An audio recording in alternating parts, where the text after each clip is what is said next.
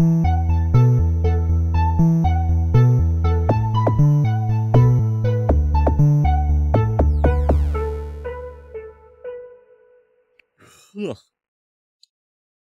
Man, I had a nickel for every single time I started this podcast with a brief yawn. I probably have 2 nickels, which isn't a lot, but it's weird it happened twice. Hello, ladies and gentlemen. My name is Connor, and welcome back to another episode of Connor Talks Game. This week, I mentioned it last time, so for those who don't know, previous episode, great episode, by the way, I did a recording with one Pablo Acosta. And Pablo, for those who do or do not know, again, just context, he has come on in the past, good friend of mine, talented game designer, all the bells and whistles you want when you're working on a project. And Pablo has a very extensive background in Destiny. And, that episode of that week was I wanted to talk about Destiny 2 and just the entire history of Destiny as a whole. So, in total, there was a lot that was said, history of it, all that jazz. But there was a game that I brought up that I'd like to make the topic of today's conversation: Warframe. Now, let me just kind of get it out of the way. I have very little experience in the Warframe franchise, just game as a whole. I was going to say franchise, although technically we got Soulframe coming out, which is a thing. And, I played it way, way, way, way back during my Xbox days for about 5 minutes. I got to the infestation quest. It's the second one you get, if I remember correctly, and you just kind of go in, you blow some stuff up, and then that's that. Yeah, no, Once Awake, that was the name of the quest. So I played it up until that. And, I had Excalibur. I think this guy invited me to play because I was getting my ass kicked all the mission. Again, I didn't really know what was going on. But little did I know, the game would end up resurfacing for me many, many years later when I was looking for something to kind of fill the Destiny 2 void. And I know that there are a lot of former Destiny players who have migrated to Warframe. It's not surprising. It's often been considered the direct rival to Destiny. Although, I guess ironic now because Destiny 2, or Destiny as a whole, is tapping out and now going into maintenance mode. So there will no longer be any major updates on that front, at least for the foreseeable future. So congratulations, Warframe. I guess you won there. But, I needed something to fill the void. So I'm like, yeah, let me just boot up Warframe.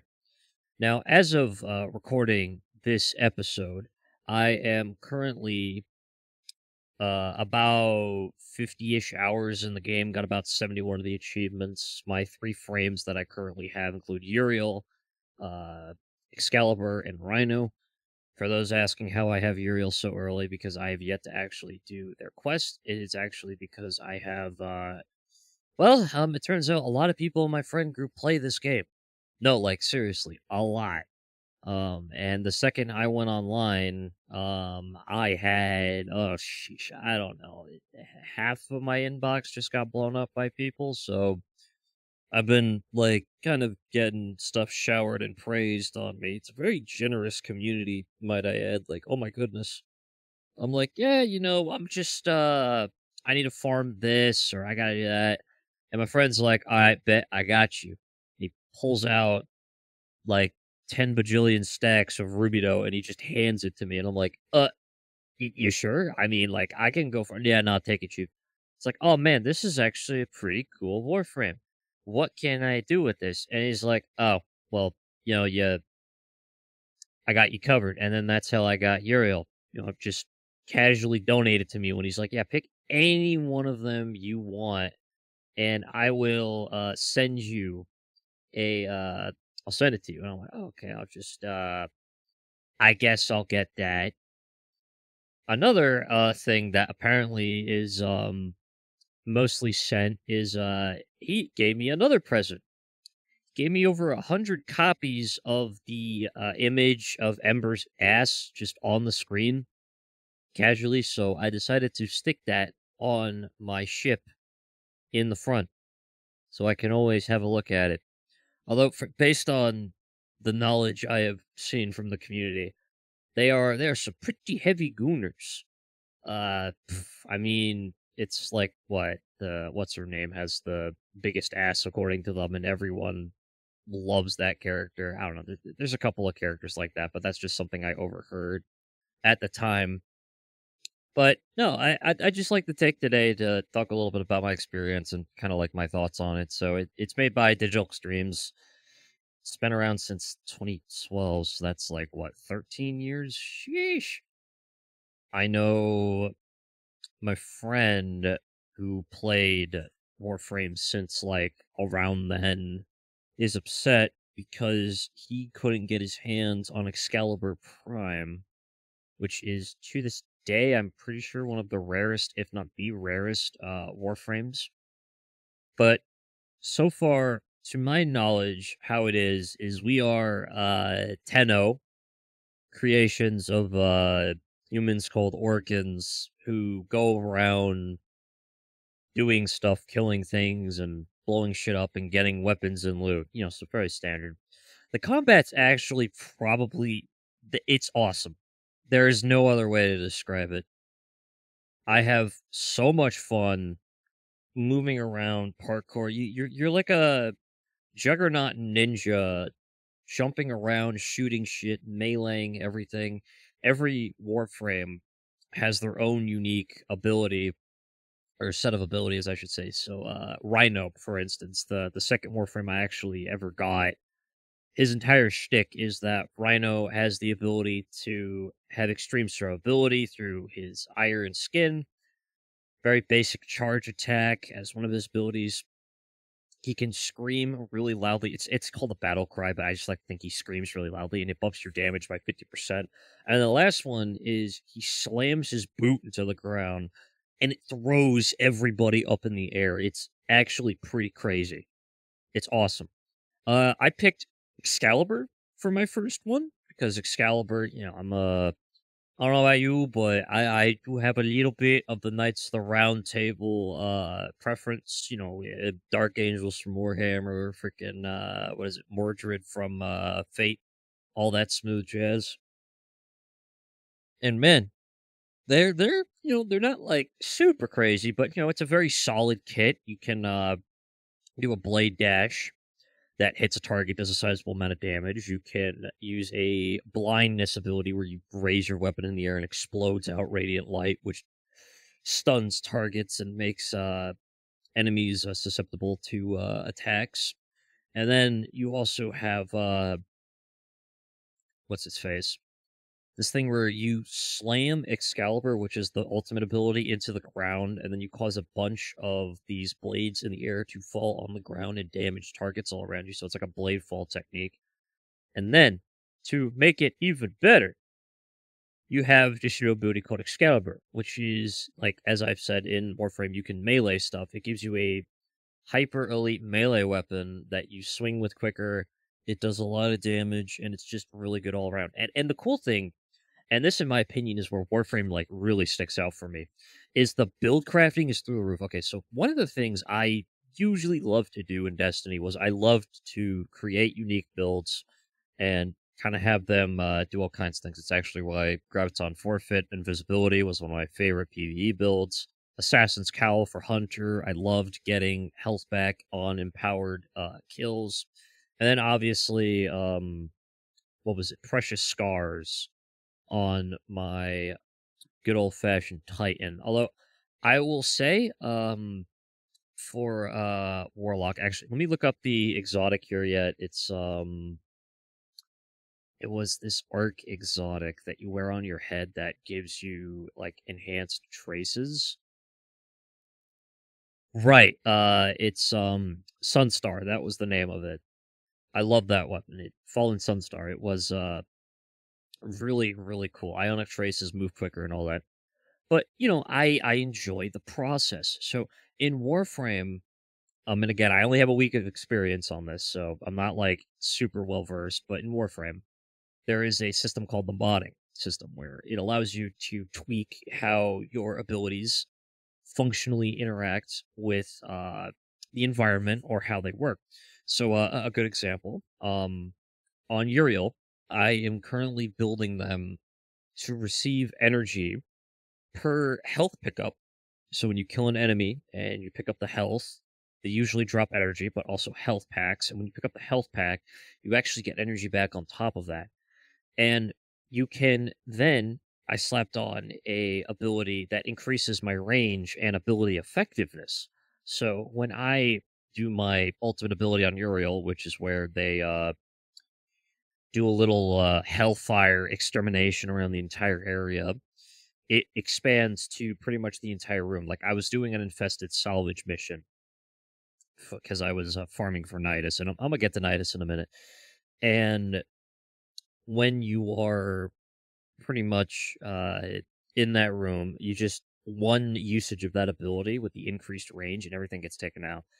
Now, I think I'm gonna like requote my friend here, but there's like this phenomena that I like to think of when I play this game, where I think like anything, but in Warframe specifically, there's this like threshold that you have to cross. And as a baby Tenno, I am mastery rank 6, so I'm pretty sure I qualify in that respect. I feel like that threshold clicked for me the second I picked up Uriel.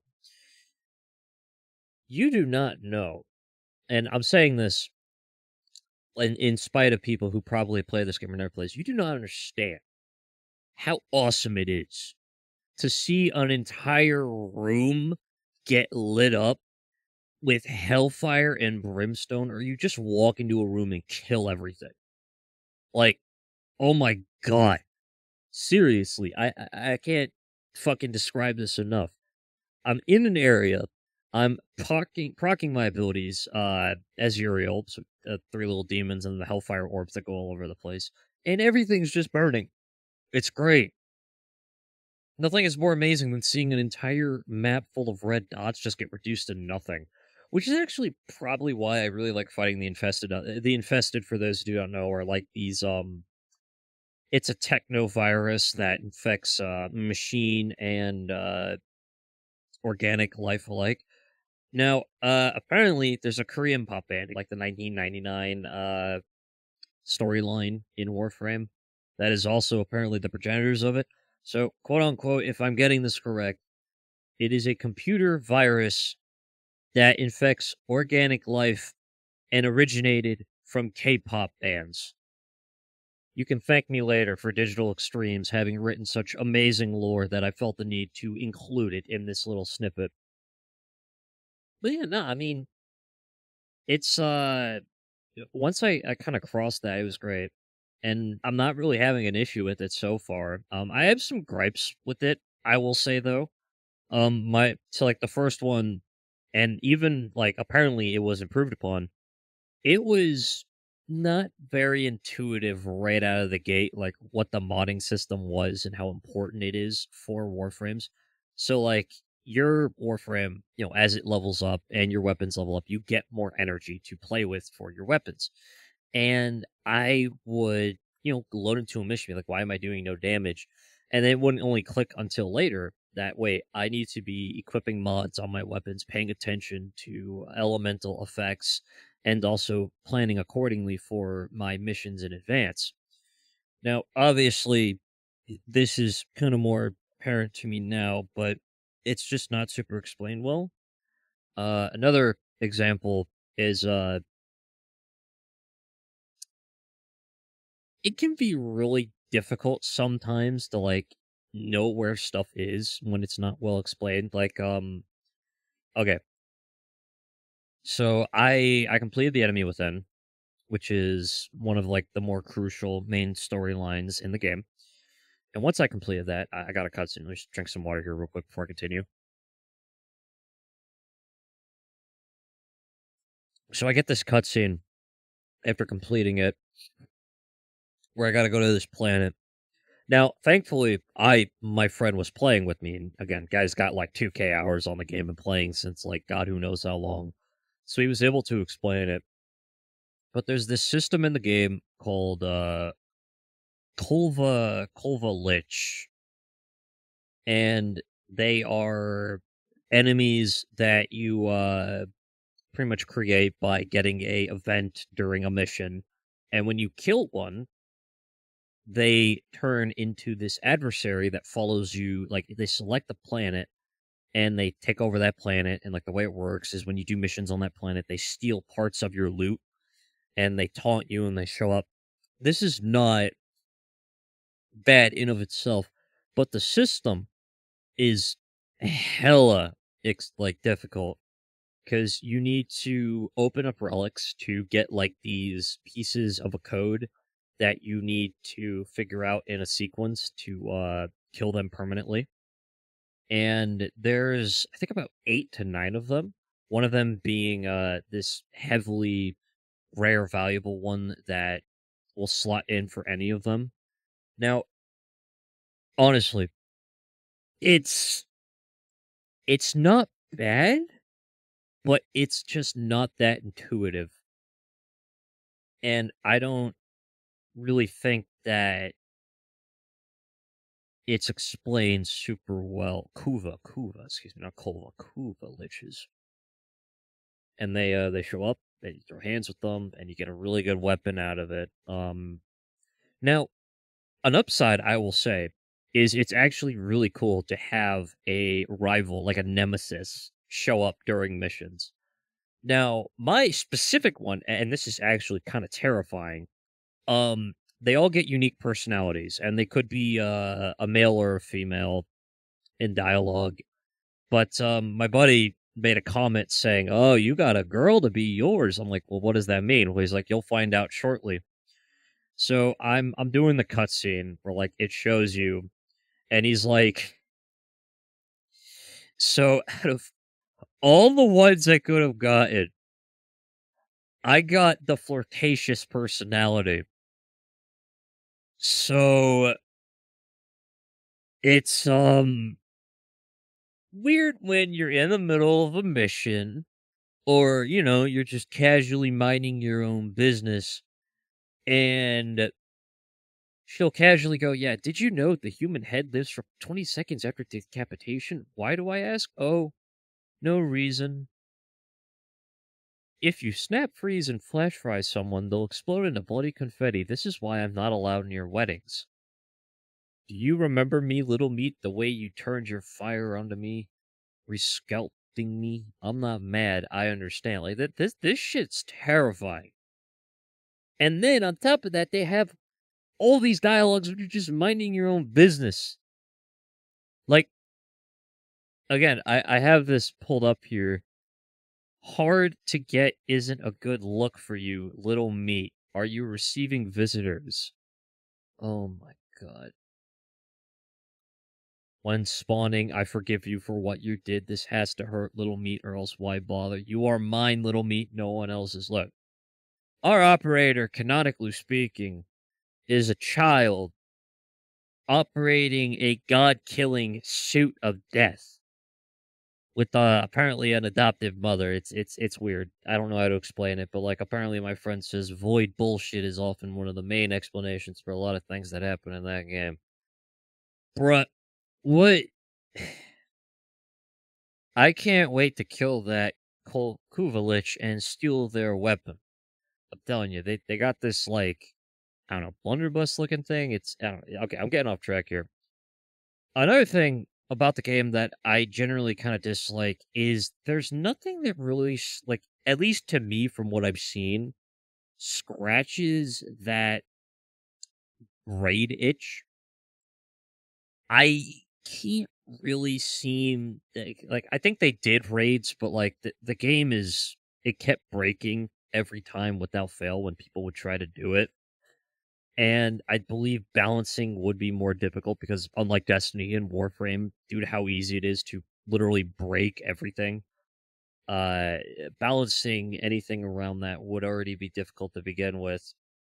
And then, as if that wasn't, bad enough as is, apparently they actually weren't that well received. So there you go. No rates for me. But it does suck because I mean, I legitimately enjoyed raids in Destiny, and while I don't see myself actually going back anytime soon, I would, like to have that experience again in some capacity, in, like, maybe even another, game, but, what are you gonna do? Just, keep it locked down and roll on out, samurai. As it currently stands, I got my Railjack. I haven't actually gone into it yet, but apparently, my buddy said something about FTL travel involving the finger of a dead god.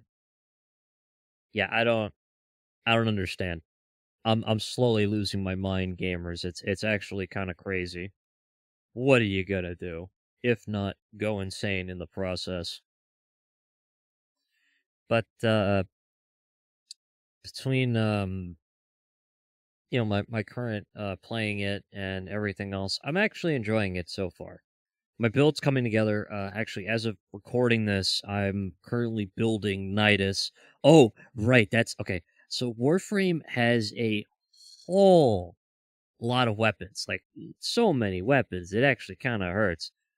But there is a unique line of weapons called the infested weapons, and they are these biological weapons that you can fire at enemies that are in nature they are weapons that are infested by the enemy. Oh my god, I'm getting stuck here. Just picture breathing, living weapons that shoot living organisms at enemies. It's dope as shit, and I love that. Which is why, and again, the infested are my favorite enemy faction in the game. When I realized Nidus existed, my all focused attempts to get him became paramount.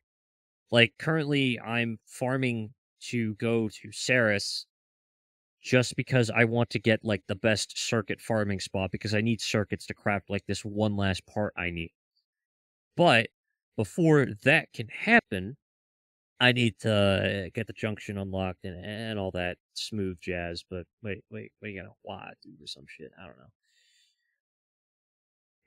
Now, beyond that, I have actually been trying to figure out my next steps with getting the weapons and running around doing raids. Now, oh yeah, this is another thing I really like about the game.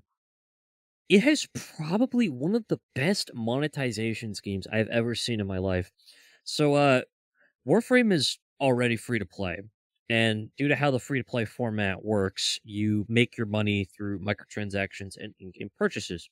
But, like, everything in Warframe, you could get literally everything for free through either in-game grinding or using platinum. Now, platinum is the premium currency, but the beauty of it is that there is a self-contained market that can be interfaced with other people. Now, one of the things that you could sell are like a lot of relics and blueprints. So you can trade in the game, and you can trade blueprints, and these blueprints can go for platinum.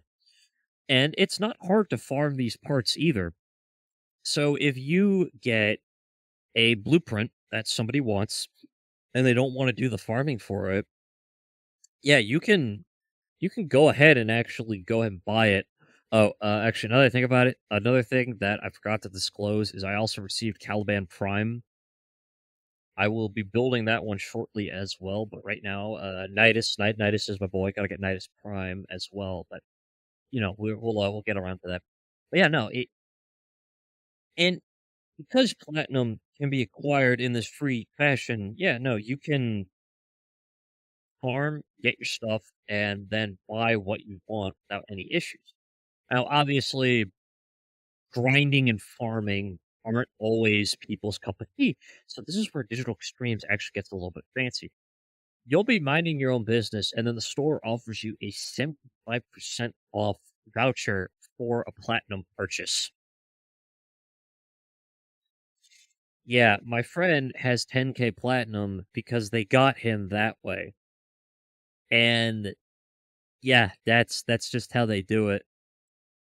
They get you with that, and then they bring you down. But you can buy skins. You can still purchase these items with like currency in the game. Like everything in that game you can get if you just drop a little bit of the fine dough or you grind out and you play it. And really, I can't really recommend it enough. I mean, the devs evidently they care about the game. They have a great sense of humor. Their patch notes are also pretty funny. Like they were talking about a issue with the receiving rewards in one of the railjack missions. And they go, yeah, it's in there somewhere, lost in the sauce. And I think they mentioned it was the blood of a certain characters, and then that was that. But they also know that their community are a certain way, and they cater to them to the best of their abilities. Now, yeah, on one end, it's great. On the other end, I just wish the game wasn't super buggy.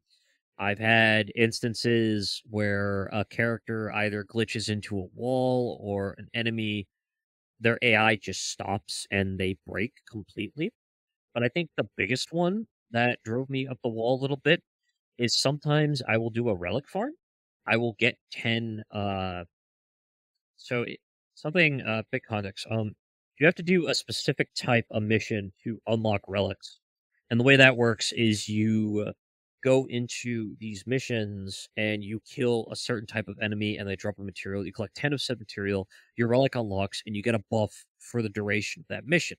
But let's say, you know, there are moments where I've done it where not only do I get the stack of 10, but the relic does not unlock. And I leave the mission thinking that's the case, but no. Now, I think the workaround is you actually redo it, but it is a little frustrating when I still sink like 10 to 12 minutes of my time, and the only end result is that. Now, again, this is a personal thing, but the lack of sometimes, okay, so let's talk about Nidus for a minute. So, if you want, Nidus can only be like the blueprints can only be acquired through a specific mission type. Now, this mission type, it's not bad, but it's not really like the most engaging as far as farming content goes. You shoot guys, you pick up this serum, you put it in the machine decodes a manifest, and then you move on with your life. But because how Warframe works, there is a rotating system on this mission called AABC. Now, the blueprint that I need has the best chance on the C rotation, but in order to get that, it needs to rotate to that. So I have to do 4 rounds of this mission, and then it goes A, 2 rounds right out of the gate, B, which is the 3rd round, and then C. And then from C, not only do you have the best chance at getting this item, but it's from a selected pool of equipment. Yeah, unfortunately, it took me way longer than I'd like to admit. 2-ish days of rough grinding on this mission to get it. It's not bad. That's kind of in line with it. But there's just like a small part of me that wishes I don't, there was like a little bit of protection because from what I hear, some of these grinds can get really up there. And it used to be, at least on some of them, they were so bad that they needed to have a form of like update to make it a little easier. But no, let's like cut the shit. In all seriousness, despite what I just said, nah, the game is quality. And I can probably see myself playing this at least for the foreseeable future as I wait for the next big thing to scratch my itch comes around. But yeah, no, Digital Extremes, you guys are doing pretty good work. Warframe is actually just a big treat to kind of play in general, and I like doing it. Now, if we could just get maybe like raid or something like that, that's my 10 out of 10 IGN right there. But yeah, no. This episode, as per usual, is sponsored by absolutely nobody. We've yet to actually get one, but we will eventually someday. Sam, we will get a sponsor. Mark my words. Don't know when, but we will. As per usual, my name is Connor. This is Connor Talks Games. I'd like to thank all of those who continue to listen and support us as we continue to grow our audience and continue on to the path of world domination. Please be sure to check out our socials at projectcycloneproductions.com and also be sure to follow my LinkedIn and or Twitter. Thank you all for listening, and I hope to see you all next time when I talk about something when I remember what it is. Bye-bye.